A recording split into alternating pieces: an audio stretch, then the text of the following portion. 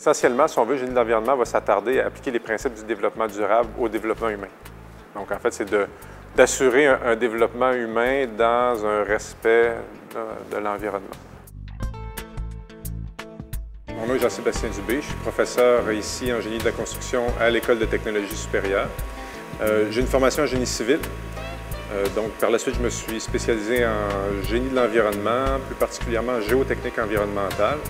La géotechnique environnementale, c'est en fait une discipline du génie de l'environnement qui s'attarde à résoudre des problèmes de contamination des sols et des eaux souterraines, essentiellement.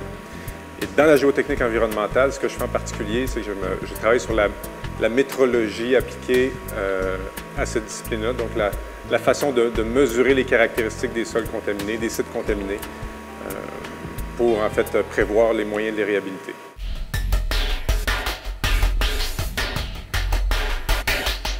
On veut arriver à développer des méthodes plus efficaces pour mesurer les concentrations des contaminants sur les sites contaminés et aussi la distribution de ces concentrations-là dans l'espace, donc sur l'ensemble du terrain.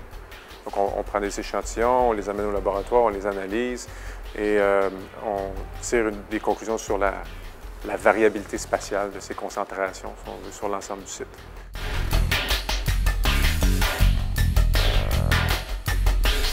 Quand j'étais tout petit, j'étais très curieux. Je voulais être biologiste, en fait, quand j'étais petit. Spontanément, je faisais des recherches bibliographiques sur tout plein de sujets. J'étais le premier à être heureux d'avoir des travaux de recherche au primaire. Bon, après, mes intérêts ont bifurqué plus vers les arts. Mais en bout de ligne, la science ou les arts, c'est une façon d'exprimer sa vision du monde.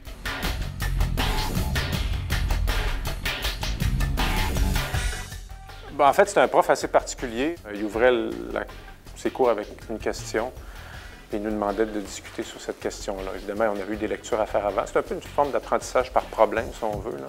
Mais quand on n'a jamais été confronté à ça au départ, quand on est toujours passé dans le moule des cours magistraux, ça déstabilise. Puis ça te force à dépasser tes limites, en fait, puis à creuser plus loin que...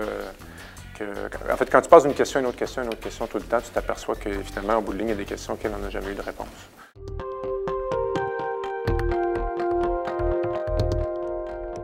Chaque site contaminé a son histoire particulière, ses caractéristiques particulières. Et quand on intervient sur un site ou sur un autre, souvent, il faut ajuster nos façons de faire. Des fois, ce qu'on connaît ne fonctionne pas sur l'autre. Et souvent, ces réajustements-là dépendent de travaux de recherche. C'est encore une discipline, si on veut, la géotechnique environnementale, qui n'est pas encore mature, qui est encore jeune, qui est encore en développement. Et puis toute son évolution dépend beaucoup de ses activités de recherche, si on veut, académiques et industrielles.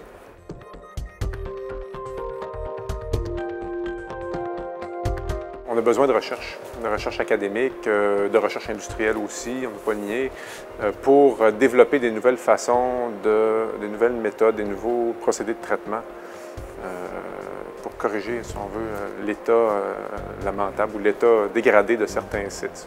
C'est aussi pour protéger la santé publique. Il y a des cas de contamination des eaux souterraines qui touchent directement des communautés, que ce soit ici au Québec ou ailleurs dans le monde.